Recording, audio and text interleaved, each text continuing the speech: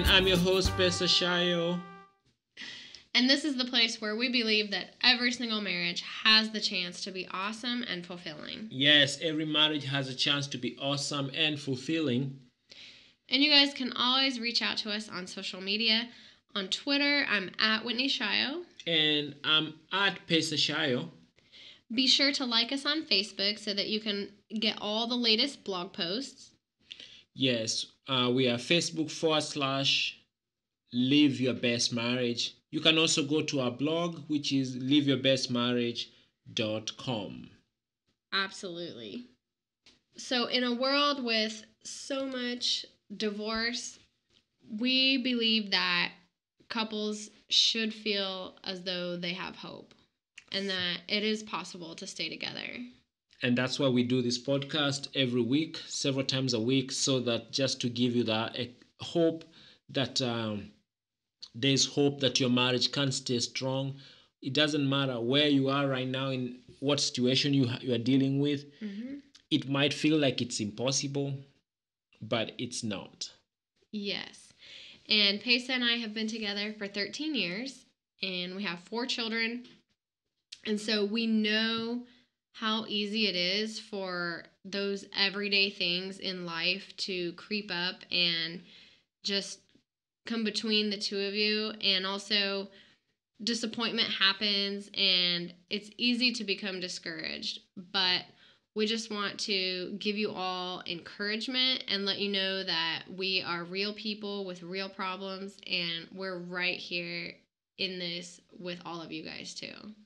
And so, Whitney, what are we talking about today? So today I wanted to talk about why do couples fight about the same things over and over again? Why? Why do they fight about the same thing? I want to know that too, because if I find the reason why, so a lot of us, when we have arguments, it's gonna really help me. Our arguments are actually pretty similar because there are certain issues that just keep coming up again because they are caused by something beneath the surface that has not changed. Has not been addressed. Yeah, has not been addressed. So, and the other day, Pesa was telling me a story about something, and he used the phrase, same tiger, different stripes. Yeah. And he was describing about people you work with in different projects and just different areas of life, and even relatives who they are the I guess a different version of the same type of person. Yeah. And so, for example, there are some people who are they just seem like they're difficult to get along with, or they have certain characteristics that are the same as other people that you've dealt with previously. And so when he said same tiger, different stripes, it just made me think like, yeah, there are a lot of arguments that married couples have that are, it might seem like the situation is different, or it might seem like a problem is unique, but it's actually the same underlying cause. Yeah, the same problem. Bringing on the problem. Yeah. Yeah. It's just a different version of the same problem. Yeah. And we're not saying that there aren't isolated issues. That is definitely possible to experience that. But a lot of times it really is just a different version of the same problem being brought up again. Yes. So give me an example of a problem that can be the same problem but different versions of it. So one example could be if a wife wants her husband to spend more time with the kids. Yeah. And the husband is just like, he's not very serious about that concern, and he's busy with work, he's busy with everything that he's doing, and he's not really putting a lot of urgency to this issue. Mm-hmm. The wife might be thinking, okay, this is just one more example of him not respecting me, or one more situation he's not listening to my point. He doesn't think what I'm saying is important. But the husband might actually just be viewing it as, okay, I don't have time, or I'm really tired, or I'm doing the best I can. Why is she so why is she demanding? Mhm. But to her, she sees how this is connected to a lot of other behaviors that he has, or Yes. she's connecting this issue to a lot of other ways that he does with the way that he treats her. So again, it can be, another example could be if a wife is upset that her husband is texting another lady. Mhm. And the husband can be thinking, okay, great. This is just one more example of her getting jealous or her getting mad at me over nothing. Yeah. And to the wife, it might be like, this is a new situation. This is a new problem. This is a different lady than the one I complained about 6 months ago. Or But they're having the same. right, it's the same fight. Yeah. Because there's something either in his behavior that makes her feel so insecure, Mhm. or she has a jealous tendency or something.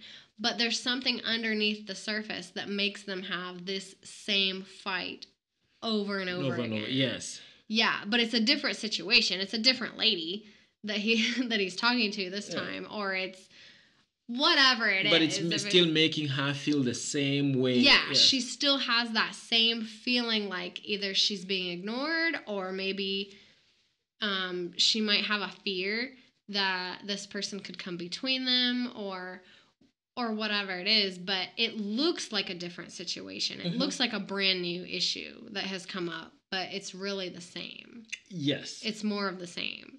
So what should they do? So basically, they need to deal with the situation, Right. So one thing that you can do to solve the underlying yeah. situation. One thing you can do when your spouse does bring a complaint to you Mhm. like that, even if especially if it's the same thing that you've heard before, ask the question, okay, why does this make you so upset? Why does this bother you? Yeah, why does this bother you so much? What is it about this when you see this happening? What are you afraid of? Okay. And so, but at that time, the other person might be saying, "Whoa, don't you see?" Mhm. Like at that time, maybe I think you should wait until people cool down or something, because Mhm. I don't think they can be in a rational place where they can actually tell you why Right. they are very upset. Yes, absolutely. So whatever works for each individual couple, whatever their communication style is, if when this issue is brought up, Mhm. if you can get to that point where you ask, okay, specifically, what is it about this that is making you so nervous? Yes. So It's a fear of loss. Maybe it's a fear of. right. Mhm. Right. So instead of, okay, because like with the example of the texting, the husband could be thinking, okay, what is it about this lady that she doesn't want me to talk to her? Like what is her problem? This is just a lady from work. This is a work issue I'm dealing with. Like, why is she so mad that I'm texting? But if he asks, okay, why does this bother you? Why does it bother you when I text another woman? Then that gives her a chance to start thinking about it, and then starts talking about it, and she might discover, okay, well, it just makes me nervous that this person might come between us. So this person might come between us and maybe break us apart. Right, yeah, like it can be a fear of, well, I'm just concerned that you might get too close to this person, or Yes. she might get too used to talking to you, or whatever the answer is. But once they get an answer, that's what they need. They can start working on it from there. So once the other spouse gets the answer. Mm-hmm. Right. Once they find out, okay, what causes that feeling of making you like so angry when this happens? Yeah. Then they can start dealing with the issue. Mm-hmm. And then from that point, so does that mean the other person needs to stop texting, or what does that mean? I think that if if they do need to put up more boundaries when it comes to texting, that might help them solve the issue.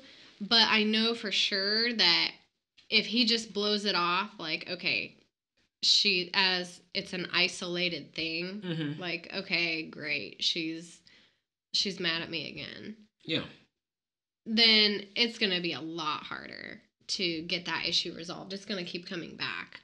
But if he can at least be cognizant of why she is so upset or why she's so against him texting other women, I mean, I think they'll make a lot of progress. A lot of progress on this issue. Yeah. Like they'll make a lot of progress on the underlying issue. Right. Which will Right. solve what gets manifested Mhm. every 3 months. Yeah, because Yeah. once you solve the underlying issue, then that can eliminate 100 other problems. So basically, for example, the issue we're talking about, that she's Mhm. jealous when he texts. Mm-hmm. So how can you solve that issue of her being jealous when he texts? Mm-hmm. He can, first of all, if you do want to get specific on the issue, he can reduce the texting. He can stop doing that, and he can communicate in a way that she thinks that she's more comfortable. So he can email. But you haven't dealt with the issue. You Yeah. just stopped the symptom. Yeah, exactly. So if he can reassure her Mm-hmm. and just remind her and let her know, okay, you have nothing to worry about. Okay. And remind her, okay, you're the only one for me. Those types of things. I think that is going to be a huge help. While he's still texting? Just, again, well, I know. I don't know. As you said, the texting is the symptom. Yeah, and I just want to have a conversation so that we can see, okay, Mm-hmm. how does these things apply in real life? Because we can say, oh, just deal with the underlying issue, Mm-hmm. blah, blah, blah. But okay, fine. And then tomorrow somebody's having a situation, Mm-hmm. and they realize, oh, we are having the same fight that we've been having for the last 3 years. Mm-hmm. It just has been manifested in different ways. Mm-hmm. And Whitney and Pesa told me to deal with the underlying issue. Mm-hmm. Okay, how do I even deal with it? Yes. So that I just think that I like the texting example. Yeah. Because if one spouse feels strongly that that they need more boundaries, Mm-hmm. then maybe they really do need more boundaries. Maybe that's something worth exploring. Maybe there are steps that they need to take in order to help her reduce that feeling of like somebody is coming between them. Yeah. I mean, and maybe there's a way that he behaves or a way that he talks to her or a way that he talks to other ladies that makes her anxiety worse Mm-hmm. when it comes to that. And so Yes. maybe there's something there that needs to change. To be changed, yeah.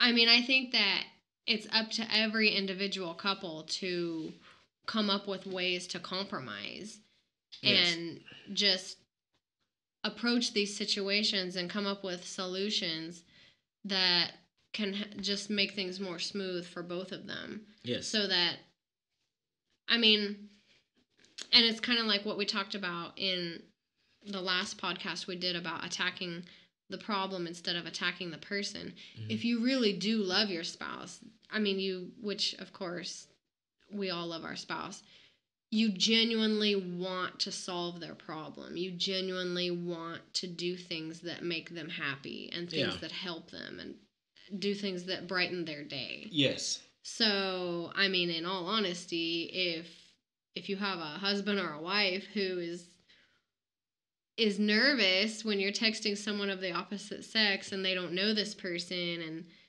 or whatever, I mean, if they have that insecurity, then I would think that you'd want to go ahead and solve that you would want to either cut back on the texting or just find a way to reassure your spouse that, you know, you're the only one for me. And not keep, maybe also not keep secrets. Maybe they should know. Yeah, just try to have as much transparency as possible. I mean, things like that. But some people, the more transparency they have, they might also, maybe that is what actually is causing more and more anxiety when they see those texts back and forth. Don't you think that can also be causing anxiety? Like, why is he talking to her? While if her issue is she's having she's getting insecure if he's talking to other people, so having more transparency, don't you think that will also make So what are you suggesting, that he keep a password on his phone? Is that what you're suggesting?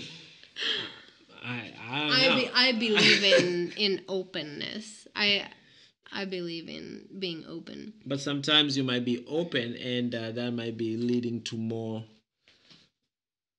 anxiety. I don't know. No, About okay. that. I don't know. About I like to take some of these conversations to their logical conclusion. I don't know, but what do you think? The emotion behind the problem Mm-hmm. is the real problem. That's Whoa. so. Say that again. Yeah. The emotion behind the problem is the problem. Is the real problem. The other lady that he's texting might or might not be an issue. But the feeling that she gets when that happens, that is the problem. And that's what needs to be addressed. So again, I'll just go back to my same point. There might be things, she might need to chill out a little bit, but there might also be things in his behavior that he needs to change. That he needs to change. Okay. So that to take care of that to ease that feeling that she has. Yes. And again, this is just one example that we're using. Couples have arguments about all different types of things, but it's usually, even if it's about money, that's another, finances are another huge yes. fight. Yes. Huge so fight. Again, you can't, if someone goes and spends $1,000 on something that wasn't planned for, that specific item that they just bought is not the wouldn't you agree that that's not the real problem? Maybe what's the real problem? The real problem is that you guys don't agree on your spending, on how to spend. And maybe another problem is they went and bought it without, maybe you don't have enough money. And I think the problem is you don't have enough money, because, or you feel like 1,000 is a lot of money. Because if you take the same conversation to somebody like Bill Gates, who has billions, do you think that he'll be, and I don't know the guy, but do you think he'll be sitting there arguing about $1,000?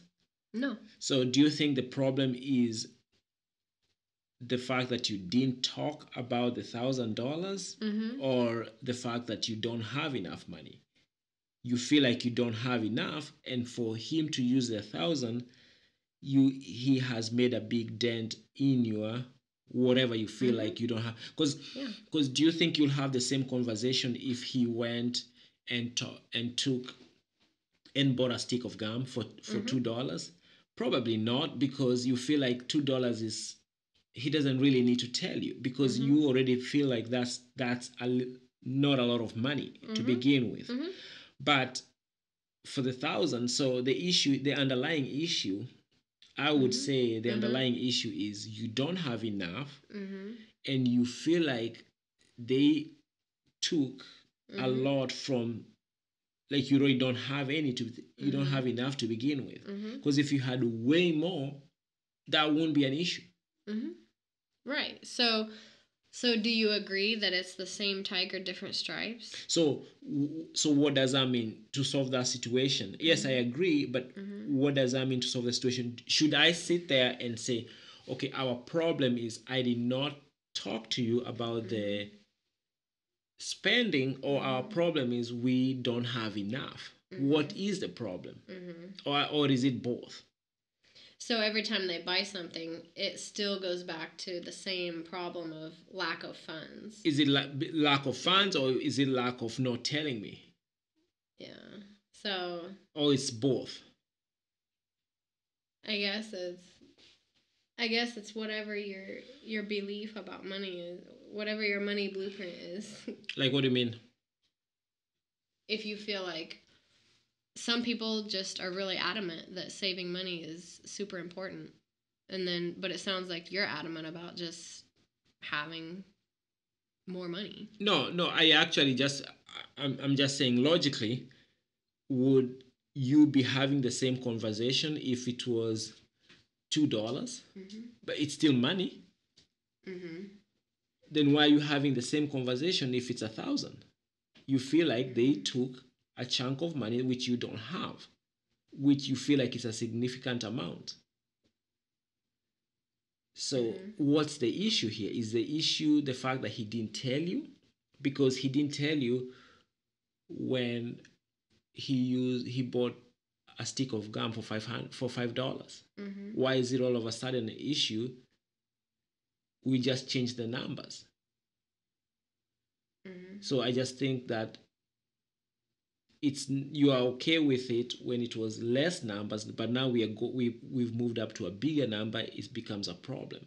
So I think the problem, and you might be right. It's some sort of a blueprint, but I think I don't know what the problem is. Is it the fact that you don't have enough, or is it the fact that he didn't tell you?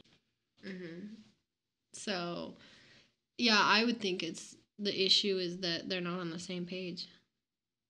So I think for most of us, the issue is about not being told. Yeah, maybe it is the wrong problem. I don't know. So what about a couple who one spouse complains that they don't have sex often enough? And then? What do you think? Is that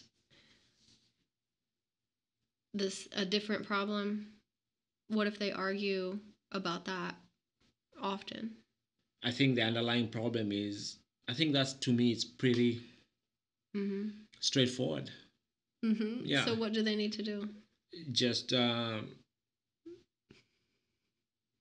don't think there's an underlying problem in that one. That's pretty clear.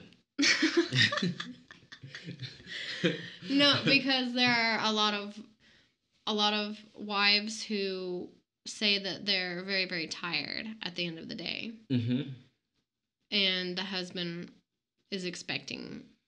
Yeah, to me, that's just an issue of priorities, because whatever they were doing, they were not doing that up. Yeah, it's just an issue of priorities.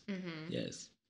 So you don't think there could be an underlying issue of maybe the husband does not take into consideration that maybe she needs some help in some area, whether it's maybe she needs more rest or maybe she needs more help with the kids, and then this is supposed to be fun. And then she'll have more energy. This is supposed to be a fun activity. This is not supposed to be work that you have to sit there planning and figuring. This is supposed to be a fun activity. So if you take it as this drudgery, it will be a drudgery. But if you think it's a fun activity, it should be a fun activity. What do you think? I agree. I have a really great attitude when it comes to that. No, but so you are bringing up the point that it might have more to do with the way they view that activity. Yeah. And what priorities they are putting, because if you're tired, you are doing something that made you tired. You basically did not leave some energy for something else, and don't you?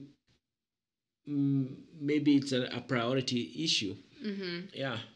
So you're thinking maybe they neglected that, and they just used more of their time on other things. Yeah, we all have 24 hours in a day, and we put our energy on things that we think that are very important.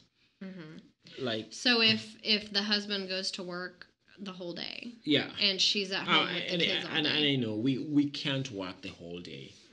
We work, if it's 8 hours, if it's 12 hours, if 16 hours, but it's not the whole day.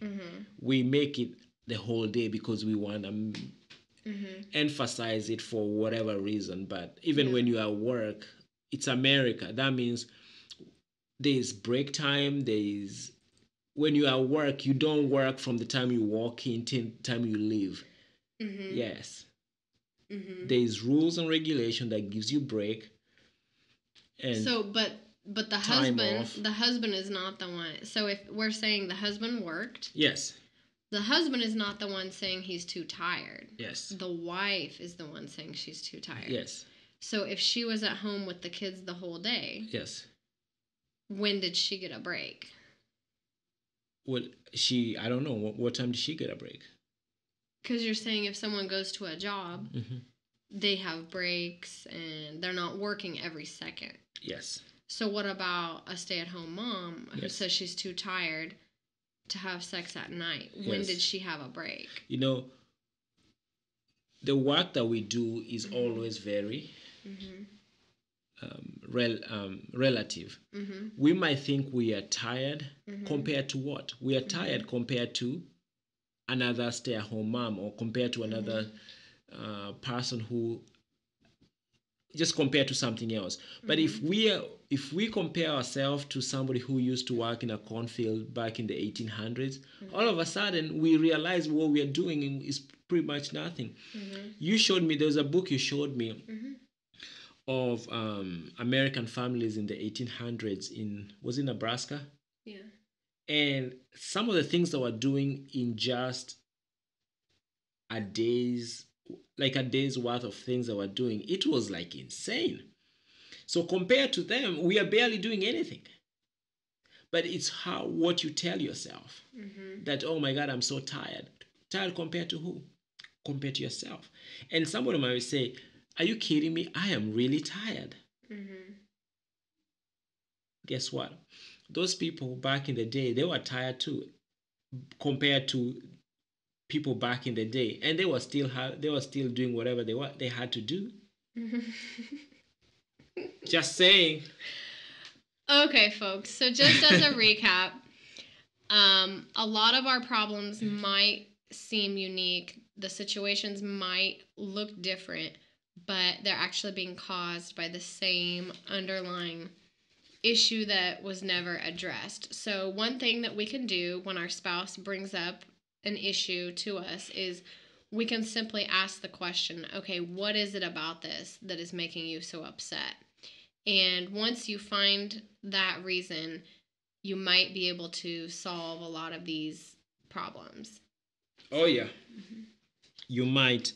And sometimes it's great to look at the priorities that you have, and also look at the issues that you're having in perspective. What are you comparing them to? Because if you have some perspective to the problems you're having, all of a sudden you will see, oh my goodness, my problems are not even as of a big of a problem as I thought they were, compared to maybe to a guy or a girl living in a third world country. Some of our problems might be even inconveniences compared to some people. It helps us just to look in perspective, and you're like, you know what, we don't have as many problems as we thought we did. That's a very good point. I like that. So we can stop and put things in perspective, and then also keeping in mind our priorities, what really matters to us, Yes. What's important to us. Yes. So folks, thank you so much for listening once again. You can find us on Twitter. I'm at Whitney Shio. And I'm at Pesa Shio.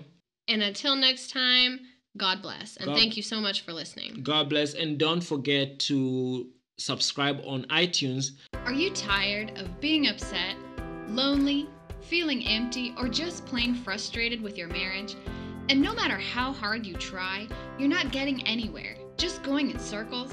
No matter how much you try to make time for one another in your schedule, or how many times you say, I'm sorry, Pesa and I have put together 99 ideas to help you connect with that one special person so that things can start to be more like the way they were before everyday life got in the way and caused the two of you to drift apart.